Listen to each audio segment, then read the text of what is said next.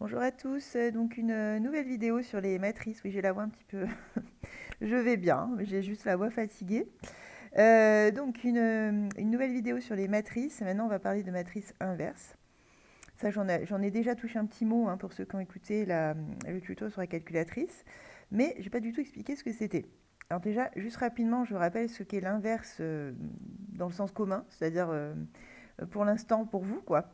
Qu'est-ce que c'est l'inverse? Pour l'instant, vous avez vu l'inverse d'un nombre. La fonction inverse, éventuellement, mais qui n'est rien d'autre qu'une fonction qui a un nombre associé son inverse. Donc finalement, enfin, on est autour de la même notion. Donc, qu'est-ce qu'on appelle pour l'instant l'inverse, en tout cas, d'un nombre? Par exemple, si j'ai 2, eh ben, son inverse, ce sera un demi. Ce qui revient en gros hein, à renverser la fraction quand j'écris le nombre comme une fraction.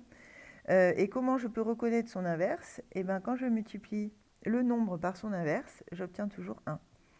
Si je prends un tiers, son inverse c'est 3 sur 1, donc c'est 3. Même principe du coup, forcément. Je vais obtenir 1. Si je prends 16 neuvièmes, son inverse c'est 9 seizièmes, je vais obtenir 1, puisqu'à chaque fois j'ai tout qui s'élimine. Bon, etc. Donc vraiment, qu'est-ce qui va caractériser l'inverse d'un nombre? Eh bien, c'est le nombre tel que, quand je le multiplie par le premier, j'obtienne 1. Parce que 1, c'est ce qu'on appelle l'unité, enfin c'est le... Parce que justement, vous allez voir qu'en fait, il y a une matrice qui va correspondre à ça, hein, qui va correspondre au 1 dans les nombres. Là, ce sera le 1 dans les matrices, mais attention, ce ne sera pas une matrice avec que des 1, donc il faudra faire attention. En tout cas, elle aura le même rôle. Elle aura le même rôle. Alors, bon, j'en dis pas plus parce qu'on va justement découvrir ça petit à petit. Mais donc, c'est l'idée. Donc, maintenant qu'on a découvert comment on additionne, comment on soustrait, comment on multiplie par un nombre, comment on multiplie les matrices entre elles, eh bien, on va s'intéresser à qu'est-ce que c'est une matrice, enfin l'inverse d'une matrice, et surtout, est-ce qu'il existe toujours? Parce que vous voyez, dans les nombres, dans les règles, il y en a un qui n'a pas d'inverse, c'est 0. 0, vous ne pouvez pas avoir un inverse, puisque 1 sur 0, justement, c'est pas possible. Il n'y a aucun nombre tel que multiplié par 0 donne 1. C'est pas possible, puisque dès lors qu'on multiplie par 0, on obtient 0. Donc c'est un nombre qu'on appelle non inversible. Il n'a pas d'inverse. Donc dans les matrices, qui va être un peu plus tordu et en même temps un peu plus intéressant, c'est qu'il n'y en aura pas qu'une qui n'aura pas d'inverse. Donc justement, on va découvrir tout ça et on va voir comment on peut les reconnaître, etc. Il va y avoir tout un travail autour de ça. Alors pourquoi on va jusque-là? Alors ça, vous le verrez dans la vidéo d'après encore. Parce que justement, si par exemple on veut... Parce qu'après, il y a un moment, on va essayer de voir ce qu'on peut en faire quand même des matrices. Maintenant qu'on connaît les opérations, enfin qu'on connaîtra là, tout ce qu'il y a à savoir en termes d'opérations, on va commencer à voir les applications. Et en fait, on verra que justement, en tout cas celles qu'on voit cette année, mais il en existe même d'autres, beaucoup d'applications des matrices vont utiliser cette histoire-là de matrice inverse. Donc voilà, c'est pour ça qu'on va jusque-là. Alors, allons-y. Donc avant de parler d'inverse, là je vous avais prévu des petites... des petits apéritifs, on va dire, donc des remarques en fait à chaque fois.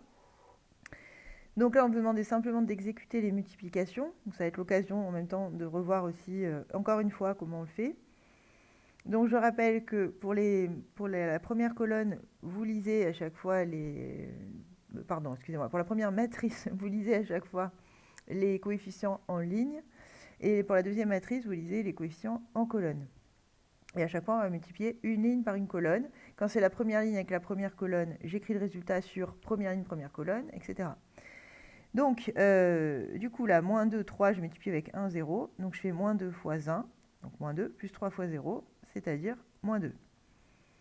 Ensuite, je fais donc ma première ligne avec ma deuxième colonne, c'est-à-dire moins 2 fois 0 plus 3 fois 1, donc 3. Ensuite, je fais ma deuxième ligne avec ma première colonne. Bon, on ne voit plus les chiffres à force, mais c'est pas grave, vous les avez. Donc 6 moins 2 avec 1, 0. 6 fois 1 plus 2 fois 0. Donc ça fait 6. Et ensuite, 6 moins 2 avec 0, 1. Donc 6 fois 0 plus, 2, plus moins 2 fois 1, ce qui fait moins 2. Donc, oui, les couleurs sont sont un peu bizarres. C'est pas grave, vous avez suivi, je pense. Donc en fait, bon, déjà, première chose, qu'est-ce qu'on remarque? Finalement, la matrice d'origine, je la retrouve à la fin. Bon, on laisse ça pour l'instant, on fait l'autre. Alors l'autre, même idée. Je vais pas spécialement mettre de couleur cette fois. Alors si je fais celle qui est ici, c'est première ligne, première colonne. Donc 1 fois moins 2 plus 0 fois 6. Donc ça fait moins 2.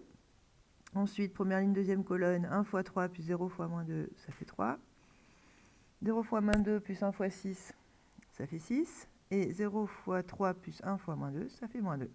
Et donc là, même constat. En fait, je récupère la matrice qui était là.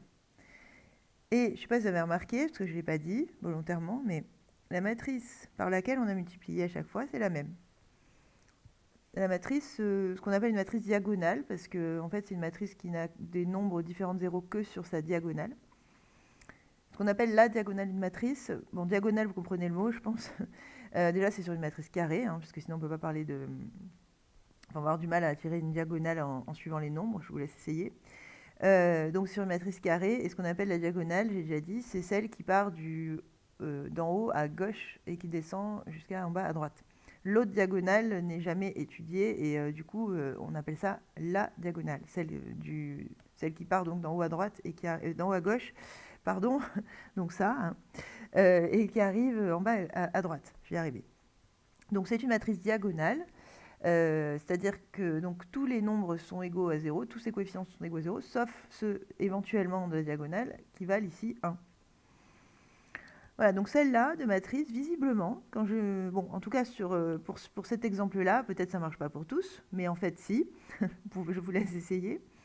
Quand je multiplie cette matrice par n'importe quelle autre, et de n'importe quelle manière, c'est-à-dire que je multiplie avant ou après, en la mettant au début ou en la mettant à la fin, ça ne change rien, en fait. Voilà. Donc cette matrice-là, elle va jouer le rôle, justement, vous voyez, quand je multiplie par 1, dans les nombres, j'obtiens 2. Si je fais 1 fois 2, j'obtiens 2 aussi. Ou si je fais, je sais pas moi, 14 tiers fois 1, j'obtiens 14 tiers. Et si je fais 1 fois 14 tiers, j'obtiens 14 tiers.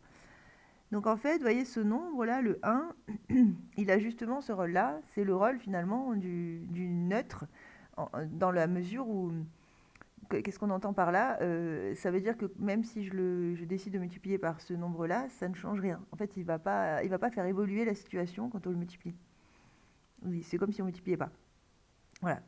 Et ben justement, cette matrice diagonale avec des 1 sur la diagonale, c'est justement, elle aussi, la matrice neutre en quelque sorte, c'est-à-dire qu'elle ne va rien changer quand je la multiplie par un nombre. Et bon, on va voir, je me tais. On va voir par la suite justement l'importance qu'elle peut avoir. Alors que remarque-t-on? Bon, pour l'instant, on va rester assez basique. Alors, je vais écrire en gris. On remarque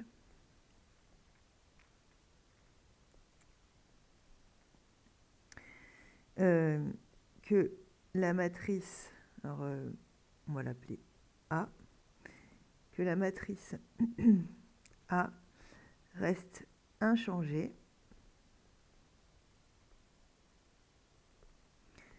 lorsqu'on la multiplie par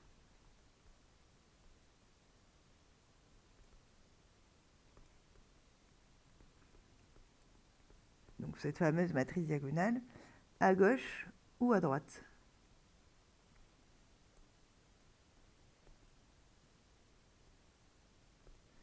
Donc,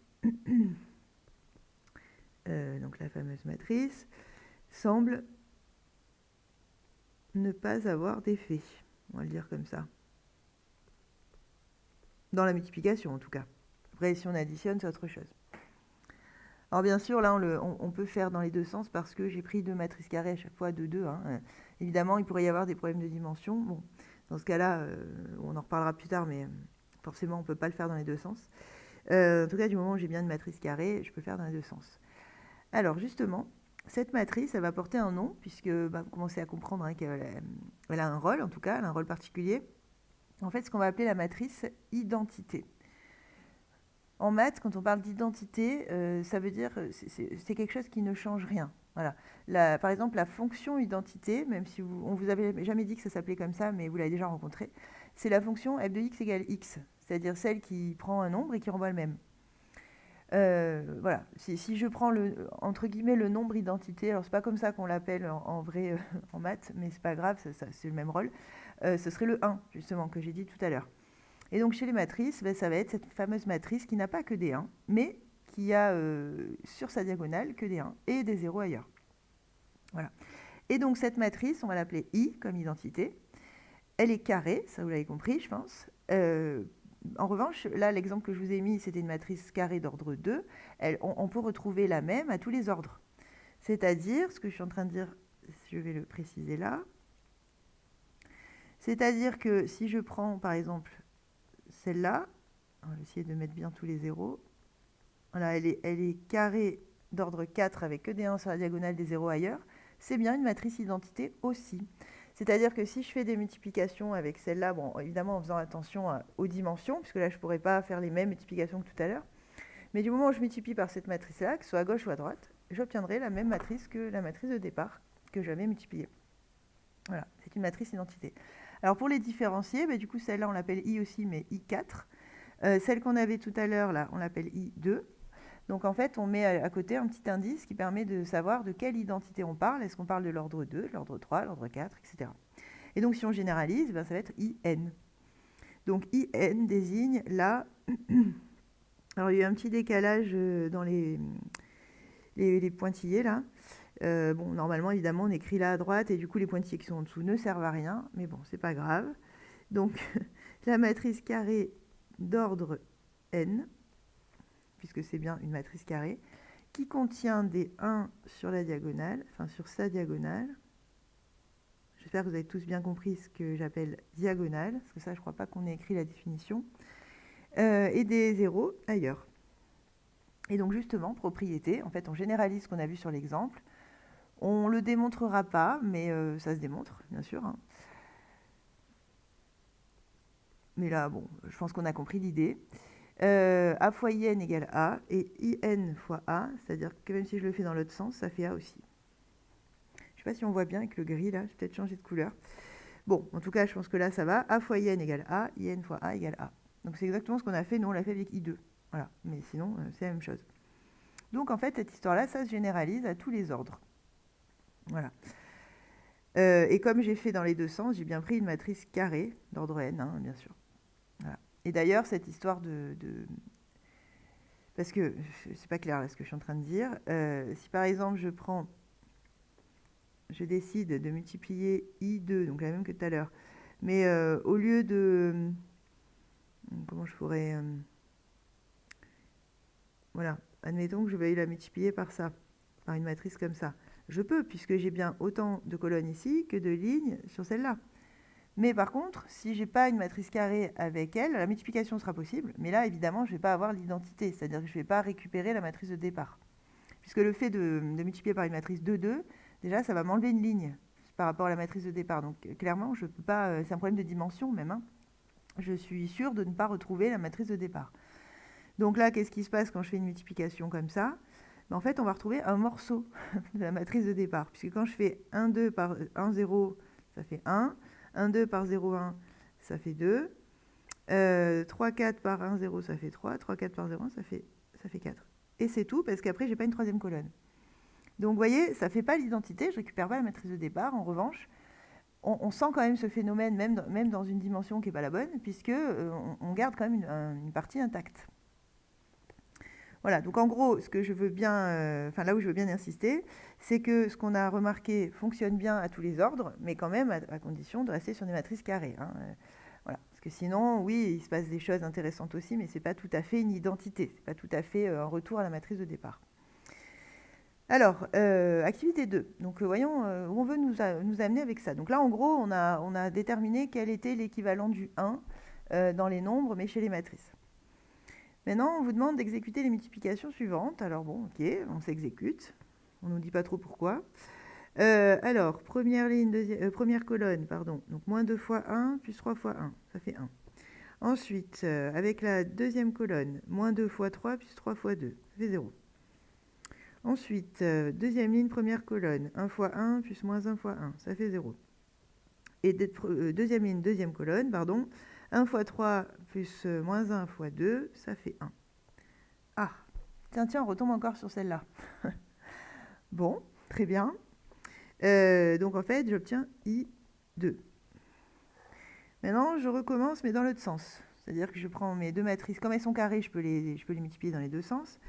En revanche, on avait expliqué que c'est pas parce qu'elles sont carrées que je peux les multiplier dans les deux sens que j'obtiendrai la même chose. Donc, on fait quand même l'opération. On va voir. Parce que c'est loin d'être systématique d'obtenir la même chose. Alors, donc, 1 fois moins 2 plus 3 fois 1, ça fait 1. 1 fois 3 plus 3 fois moins 1, 0. Ah, ça part bien pour être la même. Hein. On continue. 1 fois moins 2 plus 2 fois 1, 0. 1 fois 3 plus 2 fois moins 2, 1. Et donc, en effet, là, j'obtiens la même. Donc, il semblerait que, bon, quand ça donne l'identité, un produit de deux matrices carrées, même si je le fais dans l'autre sens, j'obtiens encore l'identité. Et là, bon, ça commence à nous faire penser quand même à ce que je disais tout à l'heure, c'est-à-dire que finalement, j'ai un nombre fois... Enfin, si je transpose chez les nombres, hein, pour qu'on puisse comparer avec ce qu'on connaît déjà. Donc, si j'ai un nombre fois un nombre égale 1, ça veut dire que y, c'est 1 sur x. C'est-à-dire que y, c'est l'inverse de x. Et dans ce cas-là, bah, y fois x, ça fait aussi 1. Donc, ça marche aussi. Bon, après, chez les réels, la commutativité, c'est-à-dire le fait de pouvoir inverser, elle est toujours possible. Hein. Donc, là, pour le coup, ça n'a pas autant de sens que chez les matrices. Mais quand même, on a ce phénomène, c'est-à-dire que du moment où j'ai deux nombres qui se multiplient entre eux qui donnent 1, bah, ça veut dire que l'un est l'inverse de l'autre. Et bien en fait, pour les matrices, c'est la même chose, sauf qu'au lieu d'être avec 1, bien sûr, parce qu'il n'y a pas chez les matrices, c'est le fameux i là, qui a le rôle du 1. Donc, qu'est-ce que je suis en train de dire dans tout ça? C'est que si ça, j'appelle cette matrice, j'appelle A, cette matrice, j'appelle B, ben, en gros, j'ai A fois B égale identité B fois A aussi. Et ça me permet d'affirmer que A est l'inverse de B, ou B est l'inverse de A, peu importe. Voilà, selon les matrices.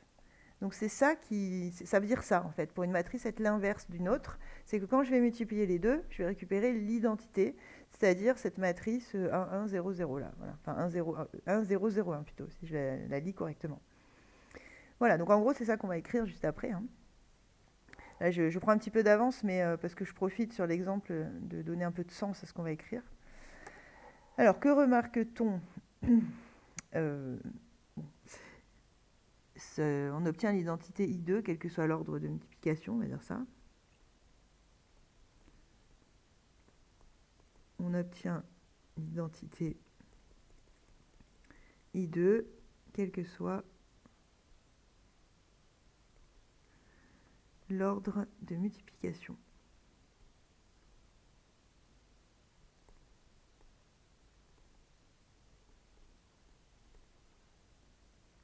On dit que ces deux matrices, alors ce que je viens de dire, hein, sont inverses l'une de l'autre. Évidemment, ça marche dans les deux sens, donc. Hein. Si A est l'inverse de B, B est l'inverse de A. Ça, pour le coup, c'est comme dans les réels. Et commutative, bon, ça, le mot, on l'a déjà rencontré un peu avant, mais je ne sais pas si vous vous en souvenez. Je l'ai redit là aussi tout à l'heure. Commuter, ça veut dire échanger. Hein, donc commutative, ça veut dire qu'on peut changer leur place, ça ne change pas le résultat. Donc là, quand elles sont inverses l'une de l'autre, c'est un cas où on sait déjà qu'elles sont commutatives, puisque dans les deux sens, on obtient l'identité. Voilà. Et comme je disais, c'est loin d'être un cas général. Hein, quand ça ne donne pas l'identité, il est assez rare que deux matrices donnent la même chose dans les deux sens. Ok. Alors justement, maintenant si on définit plus clairement, enfin plus, non pas plus clairement, mais de façon plus rigoureuse cette chose-là, cette notion-là. Donc si je prends A une matrice carrée d'ordre n, et vous remarquerez bien que je prends bien une matrice carrée, on le verra un petit peu plus tard, mais les matrices qui ne sont pas carrées ne sont pas inversibles. Ok ? Tout simplement parce que justement, je pourrais éventuellement trouver une matrice qui donne une matrice inverse, une matrice identité. Je pourrais en trouver une, mais dans un sens. Elle ne marchera pas dans l'autre, puisque justement, si elle n'est pas carrée, je vais avoir un souci de dimension. Voilà, donc du coup, j'aurais pas le même inverse dans un sens que dans l'autre, et donc ça marche plus. C'est plus ce qu'on appelle une matrice inversible. Voilà. En gros, c'est ça. Si je rentre pas dans les détails, ça vous donne déjà une justification du pourquoi on n'est que sur les matrices carrées, là, pour le coup. Donc, lorsqu'il existe une matrice carrée B d'ordre n, telle que B fois A égale IN, on dit que A... Alors oui, j'ai pas écrit dans l'autre sens, parce qu'en fait, du moment où elles sont carrées toutes les deux et qu'elles donnent l'identité, ça va forcément marcher dans l'autre sens aussi. Alors, si vous voulez, vous pouvez voilà, l'écrire aussi. Peut-être d'ailleurs que je l'ai précisé après. Non, je ne l'ai pas précisé. Non, non. Donc oui, voilà, vous pouvez rappeler que ça fait bien la même chose. Mais voilà, en réalité, vous n'aurez pas besoin de montrer les deux sens. Du moment où ça marche dans un sens, c'est que c'est l'inverse. Du moment où ils sont carrés, attention, hein, parce que justement, après, c'est un problème de dimension. Si on a d'autres dimensions qu'une matrice carrée, en fait, n'essayez même pas de trouver un inverse. Dites directement qu'elle n'est pas inversible, vous éviterez de perdre votre temps. Donc, on dit que A, pardon, j'ai perdu le fil. On dit que A est inversible. Oui, alors ça, je ne l'ai pas dit, mais en tout cas, le fait de trouver un B tel que B fois A égale l'identité, déjà, première chose, ça veut dire que l'inverse de A existe. Parce qu'en fait, on verra que c'est loin d'être le cas pour tous. De la même manière qu'il y a 0 dans les réels qui n'a pas d'inverse, dans les matrices, comme je le disais en introduction, il va y en avoir plein. Et donc, ce seront les non inversibles. Et donc, justement, déjà, toutes celles qui ne sont pas carrées sont non inversibles. Déjà, ça en fait beaucoup. Et même dans les carrés, il y en a qui ne le sont pas. Donc, on y reviendra. Donc, du coup, si j'ai bien cette matrice B, ben déjà, ça veut dire que A est inversible et que B, justement, c'est la matrice inverse de A. Et alors là, pour la notation, vous vous doutez qu'on ne va pas écrire, enfin j'espère que vous en doutez, qu'on ne va pas écrire 1 sur A, hein, parce qu'on est dans les matrices, diviser des matrices... bon, vous allez me dire, finalement, on n'est plus au bout de nos surprises, hein, mais non, non, diviser des matrices, on ne fera pas. On ne le fait déjà pas dans l'arithmétique, hein, d'écrire des divisions, encore moins dans les matrices. Donc non, surtout pas. En revanche, on va aller chercher une notation qui va moins porter à confusion parce qu'elle n'a pas qu'une valeur de division, même dans les réels. C'est que le 1/2, justement, je pense que beaucoup l'ont déjà vu, ça peut s'écrire 2 puissance moins 1. Parce que 1 sur 2 puissance 1, en fait, justement, si je veux passer la puissance au numérateur, j'ai qu'à changer son signe, c'est-à-dire que le 2 puissance 1, c'est 2 puissance moins 1. Voilà, et cette notation-là, en revanche, comme elle ne fait pas référence directement à la division, parce que on ne l'écrit pas, du coup, la division, c'est la notation qui a été retenue pour les matrices. Et c'est celle qui est, on le verra plus tard, qui est cohérente, parce que des puissances de matrice, on va pouvoir en faire, et donc le fait d'écrire l'inverse de la matrice avec une puissance, en fait, ça va être cohérent dans les calculs, on va bien retomber sur nos pattes par rapport aux propriétés des matrices. Donc, ça va se noter A puissance moins 1. Et pour ceux qui ont écouté le tuto calculatrice, justement, j'en avais déjà touché un mot. Après, on admet donc que lorsqu'elle existe, cette matrice A-1 est elle aussi carrée d'ordre n. Bon, ça, vu le calcul qu'on fait, c'est un peu automatique, mais en tout cas, ça se démontre. Hein, je dis automatique, mais en réalité, ça se démontre. Mais bon, on passe, hein, on va admettre. Parce que même si il y a une démonstration, normalement, c'est quand même assez naturel. Après, donc si je reviens, parce on a presque fini, on a encore une petite chose à voir pour aujourd'hui, enfin pour cette séance-là. Je reviens à l'activité. Du coup, je l'ai déjà dit tout à l'heure, mais on ne l'a pas encore écrit vraiment. Si je prends, si je considère comme matrice celle que j'avais appelée B tout à l'heure, là, voilà, celle-là, oui, s'il veut bien écrire. Donc, moins 2, 3, 1, moins 1. Du coup, je peux dire, d'après les calculs qu'on avait fait, que l'inverse de cette matrice-là est, du coup, l'autre, celle que j'ai appelée A. Voilà.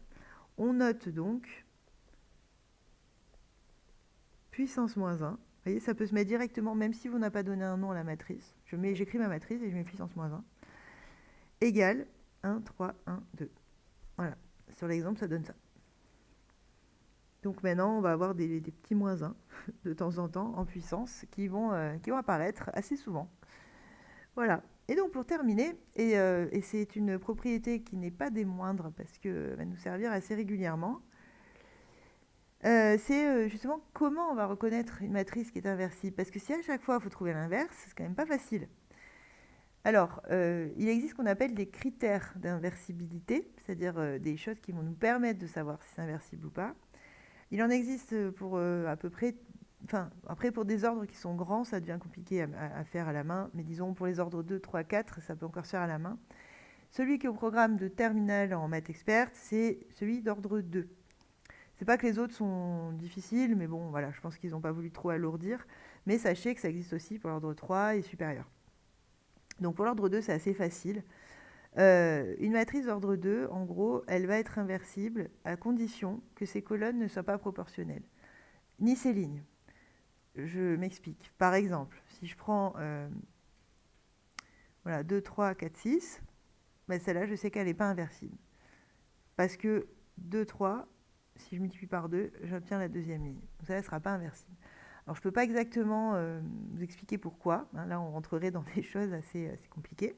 Mais en tout cas, c'est comme ça qu'on les reconnaît.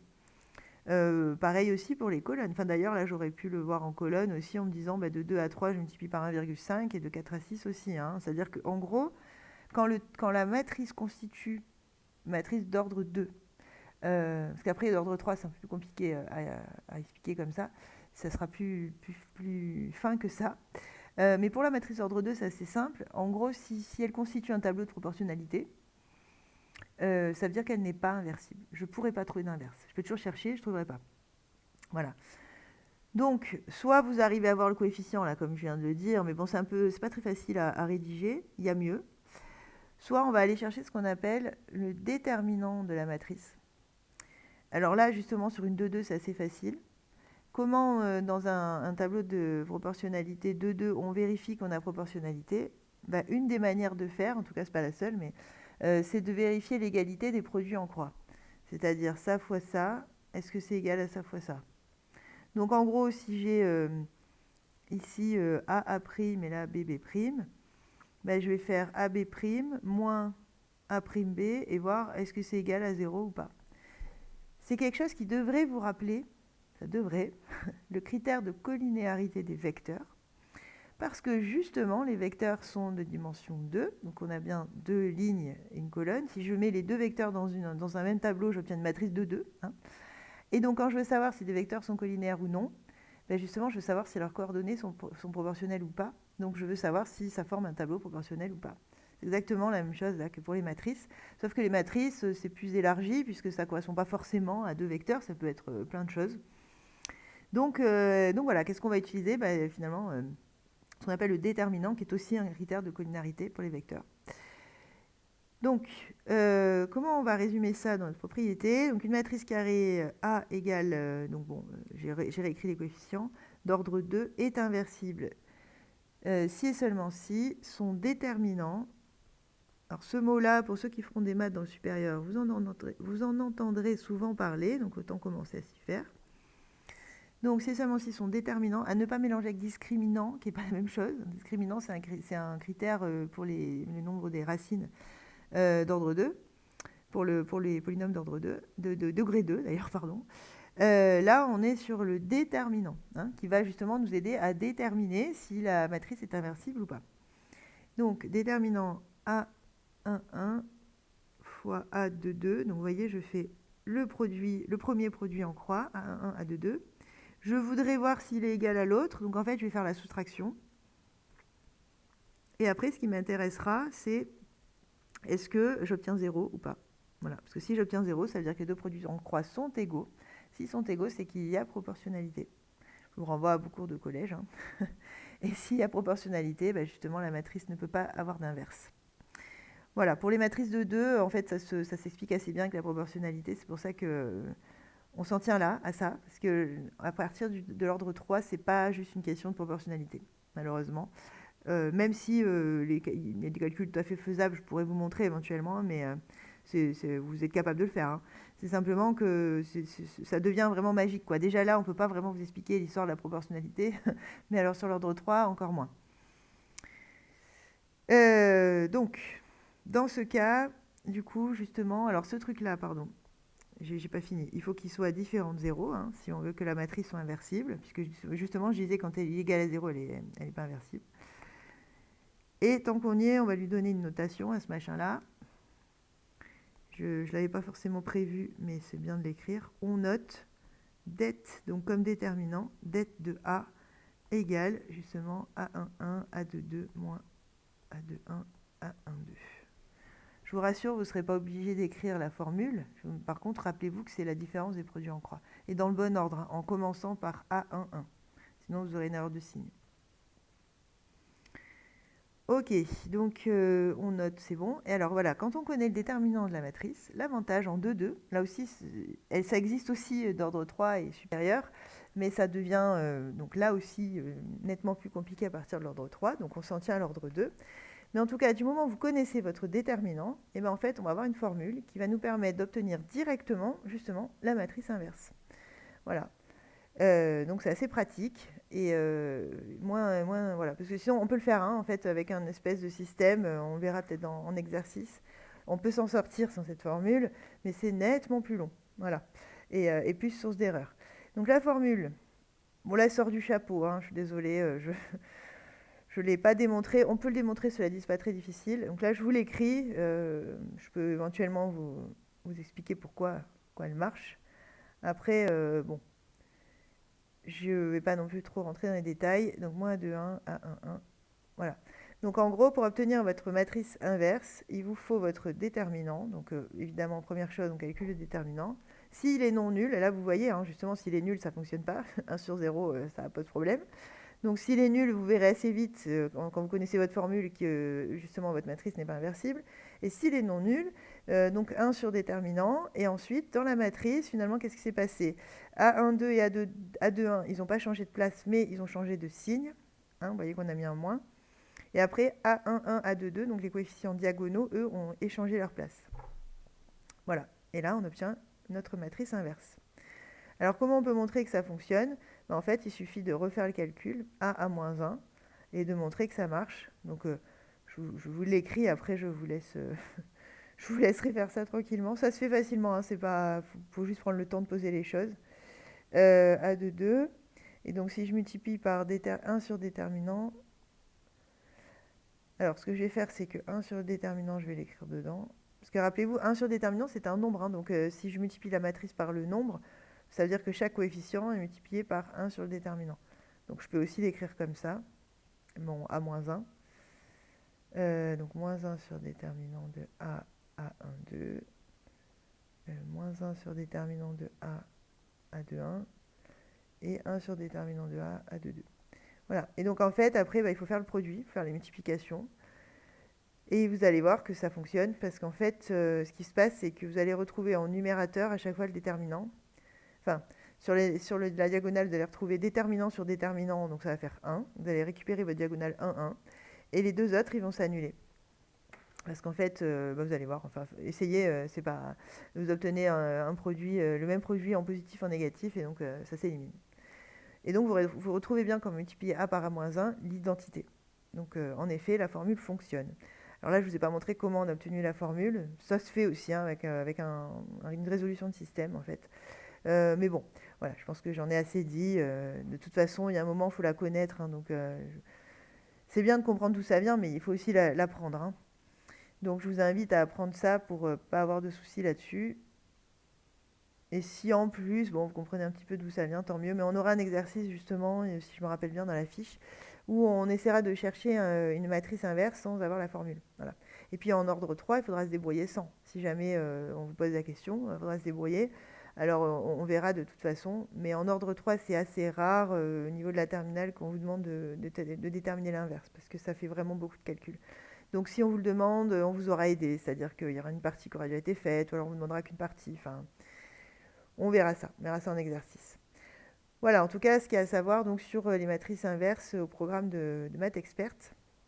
Et juste une petite remarque, tant que j'y suis. Si je reprends mon exemple là de tout à l'heure, je ne l'ai pas prévu dans le cours, mais j'aurais peut-être pu. Je reprends celui-là et que j'applique cette formule. Donc justement, le déterminant de A, si je le calcule, dans ce cas, ouais, c'est peut-être, elle ne s'appelle pas forcément A, la matrice, là, c'était B d'ailleurs, je crois. Donc déterminant de B, disons. Donc je fais produire, la différence est produite en croix. Donc moins 2 fois moins 1, moins 3 fois 1, c'est-à-dire 2 moins 3. Donc j'ai un déterminant qui vaut moins 1. Donc déjà, en effet, elle est bien inversible. Donc là, on pourra dire différent de 0, donc B est inversible. C'est vrai que j'aurais pu mettre un petit exemple comme ça pour que vous ayez la rédaction. C'est pas grave, je le fais maintenant. Et maintenant que j'ai le déterminant, je peux en déduire directement. Donc B-1 égale 1 sur déterminant, c'est-à-dire 1 sur moins 1. Ça fera moins 1. facteur 2. Et là-dedans, je vais mettre, alors, en haut, enfin, donc les nombres diagonaux, je les inverse. Enfin, je les inverse, c'est pas un mot très adapté. Je les échange, on va dire ça. Donc, vous voyez, là, j'avais -2, -1, genre -1, -2. A de 2 et A1, 1 ont changé de place. Enfin, ici, c'est B de 2 et B1, 1. Ensuite, les autres, donc, ils restent à leur place, mais ils changent de signe. Donc, le 1 et le 3 deviennent -1, -3. Et maintenant, si j'applique le calcul, là, le 1 sur -1 qui est devant, c'est-à-dire -1. Donc, en gros, je vais multiplier tous les nombres de ma matrice par -1. J'obtiens 1, 3, 1, 2. Donc, j'obtiens exactement ce qui a été trouvé là, au niveau de l'inverse. Et qui, bon, là, c'était l'énoncé qui vous le proposait. Donc, là, forcément, vous n'aviez pas eu besoin de beaucoup d'imagination. Mais même si vous ne l'aviez pas, bah, maintenant, vous seriez en mesure de la trouver sans trop de difficultés, à condition de connaître votre formule. Voilà, voilà. Voilà pour cette vidéo-là, c'est pas mal déjà. Donc, l'air de rien, on a quand même vu pas mal de trucs et on va pouvoir faire pas mal d'exercices là-dessus. Et après, donc quand vous aurez un nouveau tuto, vous aurez donc les problèmes qui arrivent derrière là. Où là, on va commencer à appliquer. Donc, ça va devenir un peu plus intéressant aussi parce que bon, c'est bien beau de faire des calculs de matrices, mais ça nous dit pas trop où on veut en venir. Et donc là, justement, ce qu'on verra sur la fin du chapitre, ce sera l'application du calcul matriciel à la résolution de systèmes.